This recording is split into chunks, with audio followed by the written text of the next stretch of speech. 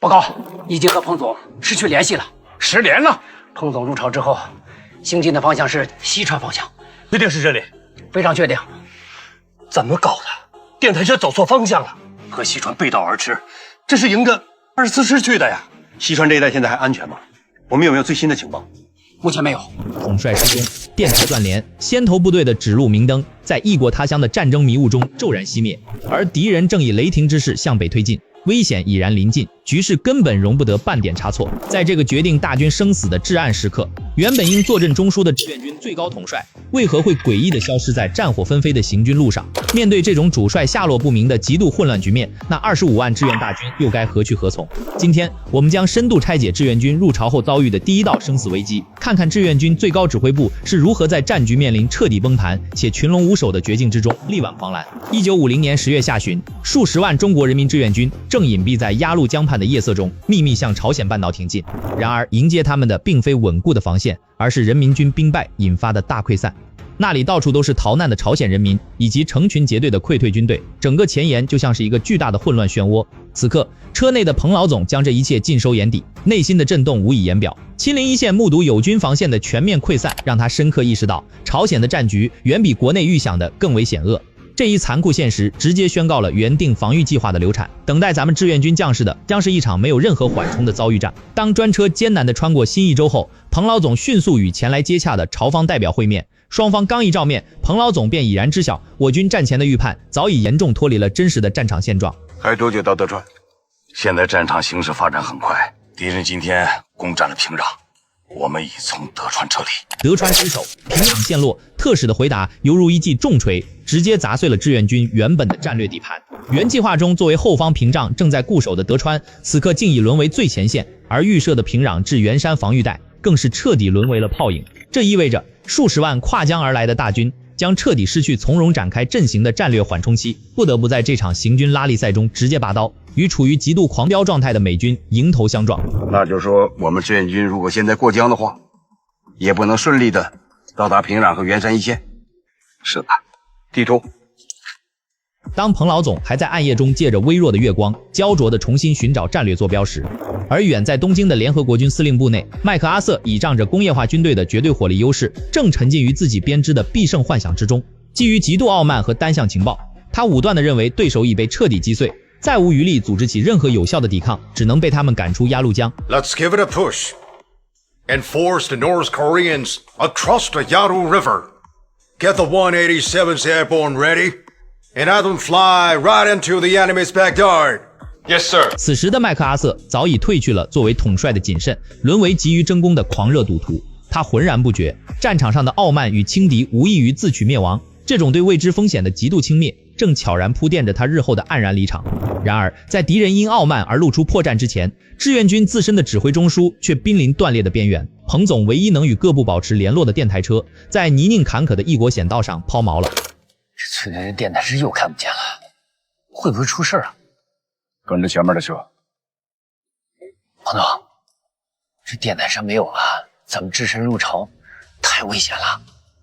没危险还要我们来吗？彭老总的这句看似轻描淡写的反问，实则是统帅将个人生死置之度外的决绝，更是他对通讯保障落后的深深无奈。前线战局瞬息万变，正是这种泰山压顶般的紧迫感，逼着彭总只能往前，结果导致他与身后的电台车距离越拉越远。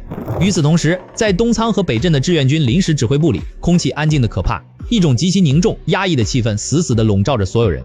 这旅路上你也看到了，人民军的官兵们马上就要撤到鸭绿江了，可见美军推进的速度非常快。要是这样的话，彭总的安全就会成问题啊！这群身经百战的将帅，此刻正经历着前所未有的煎熬。美军以超乎想象的机械化速度向北推进，生存空间被极限压缩到了鸭绿江。而最致命的是，全军统帅仅仅带着2名警卫员消失在了漫山遍野的难民潮与敌军侦察机的阴影下。一旦最高指挥官与美军先头部队遭遇，后果将是整个战略层面的灾难。随后在临时司令部的会议上，谢方参谋长带回的情报无疑印证了此前众人心中那个最坏的预判。根据最新了解的情况，目前的形势非常不容乐观。也就是说，我们在国内制定的作战计划彻底被打乱了。南朝鲜军的第6、第7、第8师已到达顺川、成川，而西线战场的美24师和南朝鲜军第1师正朝着云山方向运动。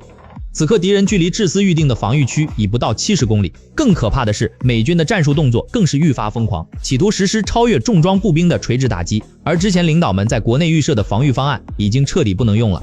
报告，作战处刚刚截获的情报，麦克阿瑟亲自升空指挥，美187空降团从金浦机场起飞，在宿川和顺川两地空投了大量的伞兵、装甲车还有火炮等装备。美187空降团的重装空投将麦克阿瑟急功近利的豪赌心态暴露无遗。韩副司令敏锐地看穿了敌军华丽攻势下的虚荣，这支联合国军并非铁板一块，而是一群为了抢夺头功陷入狂热冒进的骄兵。正是这种不计后果的抢攻心理，在无意中撕裂了他们自己的阵型，也让在暗夜中隐忍待发的志愿军将领们捕捉到了一丝转瞬即逝的战机。我认为美军和南朝鲜军呢，一个最大致命的问题就是他们现在还没发现我们已经入朝了。没错，我想说的就是这个。敌军现在兵力分散，又处于疯狂的冒进之中。你们看这里，狼林山脉把朝鲜北部自然地分成了东西2个战场。这边南朝鲜军3个师突出冒进，让他们东西2线中间呢出现了一个80公里的大口子。我认为这一点我们可以做点文章。麦克阿瑟完美诠释了何谓骄兵必败，正是他的傲慢轻敌，让志愿军统帅们在重重危局中敏锐地捕捉到了扭转战局的时机。从军事地理上看，横亘在朝鲜半岛中部的狼林山脉天然切割了东西2线的交通。联合国军以西线美第8集团军和东线第10军分兵冒进，直接踩中了兵家大忌。而这80公里的巨大缺口，绝不仅仅是地理上的空虚，更是麦克阿瑟傲慢自大凝结而成的战略死穴。抓住这个转瞬即逝的战机，邓司令提出了一个极其大胆的应对方案。我们可以有选择的吃掉一些弱敌，一边打一边适应战场环境。先吃弱敌，以战代练，这条在无数次绝境中淬炼出的战术真理，成为了此刻破局的关键。与此同时，北京中南海的书房内，毛主席也从辗转反侧中猛然惊醒，深邃的战略眼光让他即使相隔千里，也精准触摸到了朝鲜半岛跳动的战争脉搏。他立刻起身，在书桌旁奋笔疾书，将一份足以重塑战争格局的紧急电令发往了朝鲜前线。报告，毛主席发来了电报。是。这封电报宛如黑夜中的定海神针，毛主席以超然的全局视野，精准指出了利用敌军傲慢与兵力分割的弱点。首先在西线集中兵力歼灭南朝鲜3个师的构想，这种化被动防御为主动出击的宏大魄力，彻底击碎了此前的战略包袱。太好了，我们跟主席想到一起了。是。然而短暂的振奋过后，是更加刺骨的现实冰水。统帅部的战略共识虽然达成，但执行这套绝地反击方案的最高指挥官彭老总依然下落不明。面对领袖的急电，他们处于一种极其尴尬与痛苦的境地。在国家命运面前，邓司令迅速做出了一个无奈却又无比坚定的决定。既然我们现在暂时联系不上彭总，那就按照主席的指示办，马上把毛主席的指示精神下达给42军，命令吴瑞林把所有的主力布置到孟山以南地区。是。至于彭邓要住在一起，我们先缓一缓，再给主席回话。军情如火，将在外必承其重。智思当机立断，火速抽调第42军主力前出孟山以南，如同一颗蝎子死死盯在前沿，切断敌军铁路生命线。同时，寻找彭总的绝密任务压在了2名最精锐的侦察参谋肩上，这是智思为保住大脑中枢扣上的最后一道安全锁。但在他们拼死狂奔的沿途，赫然挂在树梢的美军降落伞，犹如催命符般刺激着所有人紧绷的神经。是美军空降兵，咱们得赶紧追上彭老总的车。万幸的是，在与死神的极限追逐后，满面风霜的彭老总终于在大洞的隐秘角落与参赞柴成文完成了历史性的接头。我现在什么都不知道，五心不定啊，说说吧，你了解的情况。一句五心不定，道出了这位百战老帅失去战场感知力后的极度焦虑。他就像一个被蒙上双眼的巨人，急需刺破前方的迷雾，将大脑中那些破碎的情报拼凑成几十万大军的生死抉择。彭总，你要有思想准备。现在情况很不乐观。面对统帅的急切追问，深知前线防线已千疮百孔的柴成文只能极其谨慎地给出战局的底线判断。咱们这儿现在距离敌人大概有多远？大概有200里吧。就在彭总2人交流的关键时刻，却被远方沉闷的火炮轰鸣声无情地打断。炮声的响起，意味着这200里已然不是什么安全距离。在美军强大的机械化突击和远程炮火覆盖下，这个距离无异于敌人的刺刀已经抵在了胸口。短暂的寂静中，彭老总敏锐地捕捉到了死神逼近的脚步，他对战局的推演瞬间下沉到了最残酷的底线。保不齐呀，我们现在已经在敌人的肚子里了。在敌人的肚子里，这声冷笑背后隐藏着破釜沉舟的凛然杀气。既然已经深陷敌阵，那就在敌人的心脏里翻江倒海。